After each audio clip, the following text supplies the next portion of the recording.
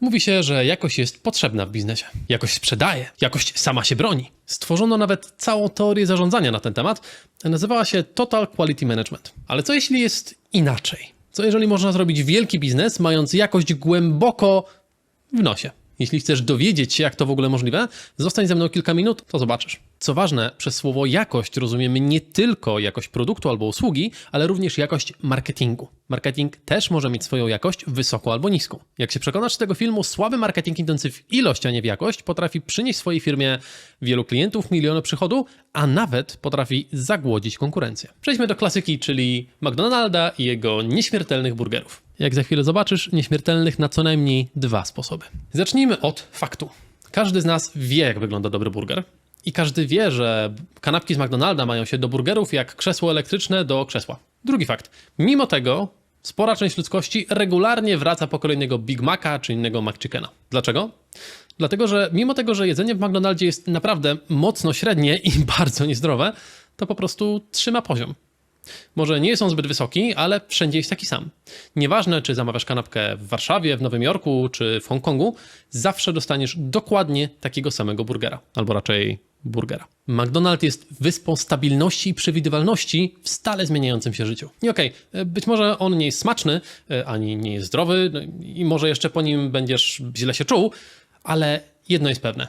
Wiesz, co dostaniesz, bo burger z McDonalda wszędzie i zawsze będzie taki sam. Jest na to naprawdę dużo dowodów, takich jak na przykład ten. Pewien mężczyzna w roku 1995 kupił burgera i schował do kieszeni płaszcza, po czym zapomniał o płaszczu. Burger do dziś, czyli do roku 2024, wygląda dokładnie tak samo, jak w dniu kupienia. O tej konkretnej kanapce napisano nawet kilka artykułów, bo ludziom wciąż w głowie się nie mieści, że do czegoś takiego może w ogóle dojść. Ale jedno trzeba przyznać, jeżeli McDonald's potrafi zrobić kanapkę, która przez 29 bitych lat będzie wyglądała tak samo, to zdecydowanie można nazwać to standardem jakości. Może nie za wysokiej, ale jakości. Polski przykład. Wydaje ci się, że do zrobienia dobrego biznesu potrzebny jest świetny marketing? Otóż nic bardziej mylnego. Wyobraź sobie, że zajmujesz się robieniem flipów na mieszkaniach. I pytanie, jak w najprostszy sposób zdobyć klienta? Sam dzwonisz na ogłoszenia z internetu i negocjujesz? Może ustawiasz reklamę w internecie? Albo zatrudniasz nastolatka, żeby rozrzucał te fałszywe ulotki na temat młodej rodziny, która chętnie wykupi mieszkanie w okolicy? A może będziesz po prostu wysyłał 300 000 zimnych SMS-ów miesięcznie? Jest firma w Polsce, która wybrała te ostatnie podejście. Z oczywistych powodów nie będę podawał nazwy tej firmy, tak samo nie będę wchodził w to, czy jej działania są zgodne z prawem, ani czy są moralne. To zostawiam ekspertom w sekcji komentarzy. Ja po prostu chcę pokazać biznesową skuteczność tego, co robią. A skuteczność mają niesamowitą, dlatego że wysyłając te wszystkie SMS-y, puszczają prostą wiadomość pod tytułem: hej, widzieliśmy twoje ogłoszenie, jest fajne, proponujemy 75% ceny. Oczywiście większość osób dostając takiego SMS-a potraktuje go jako po prostu spam, którym tak naprawdę ta wiadomość jest. Ale to nie jest żaden problem, dlatego że ta taktyka celuje w osoby, które po prostu się spieszy albo które są przyparte do muru. One odpowiadają. Oczywiście te SMS-y są wkurzające i naprawdę mało kto na nie odpowie, nawet jeżeli bardzo mu się spieszy. Ale bądźmy szczerzy, jeżeli chociaż 0,02% osób, do których ta wiadomość jest wysłana, odpowie na nie, to ta firma ma miesiąc w miesiąc 6 niesamowitych okazji na flipy, bo już na starcie mają 25% upust. To pozwala im na osiągnięcie wprost kosmicznych marży na flipach. Teraz większość osób marzy o tego rodzaju zniżkach, a oni mają je po prostu z automatu. Ale idźmy dalej do kolejnego przykładu i teraz uwaga, bo zaraz wkurzę pół Polski. Powiedz, czy pamiętasz to? Teraz już wiem, gdzie się kupuje. Teraz już wiem, gdzie niskie ceny mam. Teraz już wiem. Pół Polski przez kilka tygodni ziało ogniem na tę reklamę, no i bądźmy szczerzy, widać dlaczego.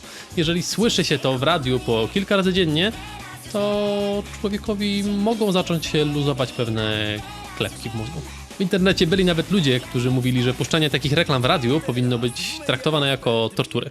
Ale pamiętajmy jedną prostą zasadę marketingu. Jeżeli reklama jest powtarzana, to znaczy, że po prostu działa i przynosi pieniądze. Więc dlaczego ta reklama działała? Tutaj zadziałały 3 rzeczy.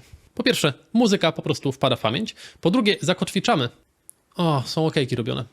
Zapomniałem. Po drugie, zakotwiczamy, że Media Expert oznacza niskie ceny, a po trzecie, pokazujemy ceny poszczególnych produktów i być może któryś ze słuchaczy akurat potrzebuje telewizora czy innego fortepianu, które można kupić w tym sklepie. Przejdźmy teraz po kolei, dlaczego te 3 rzeczy są tak potężne w marketingu.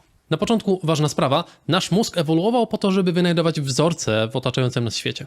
Dlatego właśnie jeżeli reklama poda zgrabne hasło, muzykę albo rym, jest dużo większa szansa, że zapamiętamy, jaki był przekaz. Zwłaszcza, że istnieje takie psychologiczne zjawisko jak earworm, czyli sytuacja, w której w pamięci w kółko odtwarza nam się ta sama piosenka.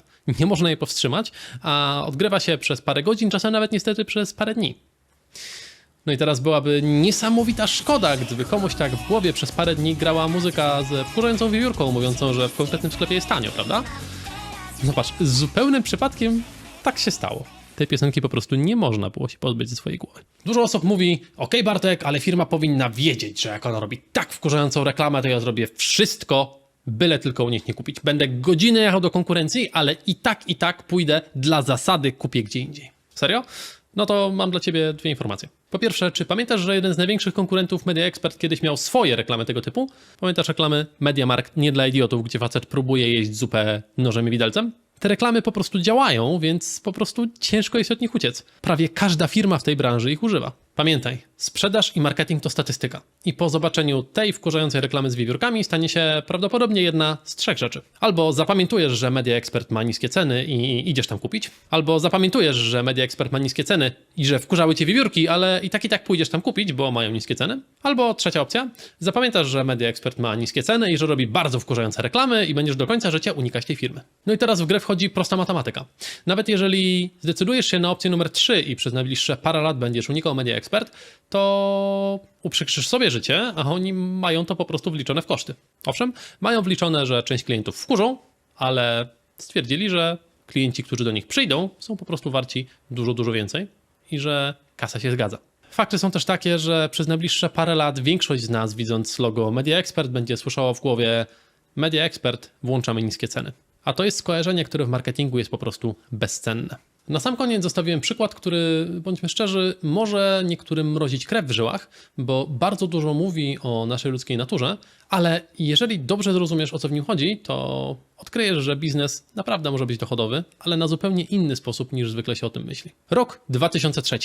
Na rynek właśnie wchodzi gra, która całkowicie zrewolucjonizuje branżę. Przez ostatnie kilka lat pracowali nad nią dosłownie najlepsi i najwięksi specjaliści w całej branży. Dostali prawie nieograniczoną ilość czasu i nieograniczony budżet, mając jedno zadanie – stworzyć arcydzieło. Tą grą było Call of Duty i była miażdżącym sukcesem. Mimo tego, że branża strzelanek wydawała się być mała i już bardzo znudzona tematem II wojny światowej, potraktowała Call of Duty jako niesamowity powiew świeżości. Była to naprawdę dojrzała gra z unikatowymi mechanizmami i iście filmowym rozmachem. Grając w nią naprawdę czułeś się jak taki mały trybik wielkiej machiny wojennej, której wcale nie interesuje, czy ty przeżyjesz, czy nie. Mimo tego, że gra wyszła pod sam koniec roku, to w samym 2003 sprzedała 1 000 000 kopii, a do roku 2013 było to około 4,5 miliona sprzedanych egzemplarzy. Świetny wynik, prawda? Dlatego właśnie Call of Duty trafiło na listę najlepiej sprzedających się gier roku 2003. Ale przyjrzyj się tej liście. Call of Duty dostało 8 miejsce, czyli nie najgorzej. Natomiast przyjrzyj się tej liście, czy nie widzisz w niej czegoś bardzo dziwnego? Tak, dokładnie. W kategorii największej ilości sprzedanych egzemplarzy Call of Duty przegrało 4 razy z grą The Sims. Czym są Simsy? To dość przyjemna, choć bądźmy szczerzy, prosta symulacja życia. I to naprawdę spoko gra, sam w nią kiedyś grałem, bardzo dobrze się bawiąc. Ale przyjrzyjmy się jeszcze raz tej liście. Na pierwszym miejscu dodatek do gry o byciu gwiazdą. Na drugim miejscu wersja Deluxe, czyli któraś z kolei wersja tej samej gry, która dostała odpowiednie patche i jakieś tam rozszerzenia. Na 5. miejscu był dodatek pozwalający na zostanie magiem, na 6. zaś był dodatek pozwalający założyć farmę. Na miejscu 8. jest arcydzieło, którym było Call of Duty. Znów podkreślam, Simsy to naprawdę spoko gra. Ale zauważ, ta gra dla dzieci 4-krotnie przebiła grę, która była arcydziełem stworzonych przez najlepszych specjalistów w branży. Więcej, bo tak naprawdę jest jeszcze gorzej. Te dodatki, mimo tego, że one tylko dodawały taką małą ilość nowej zawartości do wydanej wcześniej gry, one potrafiły kosztować połowę, a nawet drugie tyle, co sama Call of Duty. I podkreślam, ta gra była robiona przez najlepszych specjalistów w branży, mając praktycznie nielimitowany budżet. A czujesz różnicę między dodaniem trochę treści do istniejącej już gry, a zatrudnieniem najlepszych na świecie specjalistów, żeby stworzyli arcydzieło na nieograniczonym budżecie? Różnica jest gigantyczna. Call of Duty jako biznes nigdy nie miało jakichkolwiek szans w starciu z Simsami. mimo tego, że różnica jakościowa jest gigantyczna. I znowu, żeby być konkretnym, pamiętasz jak w jednym z poprzednich filmów pokazywałem, że żeby kupić całą grę Europa Universalis trzeba wyłożyć około 1600 zł? Cóż, Simsy postanowiły to potraktować jako osobiste wyzwanie. Dlatego, że żeby kupić grę The Sims 4 razem ze wszystkimi dodatkami, trzeba przygotować się na wydatek około 3900 zł. Z czymś takim nie da się wygrać po prostu robiąc dobre gry. Bo nawet najlepsza gra na świecie nie ma szans wygrać w starciu z taką, którą można robić praktycznie taśmowo i sprzedawać tak często i tak dużo i za tak horrendalne pieniądze, że ostatecznie sumuje się to do prawie 4000 zł. Był dodatek pozwalający robić pranie za 35 zł. I oczywiście nikt nie przyjdzie i nie wyda 4000 zł na grę, natomiast pamiętaj, że to narastało stopniowo.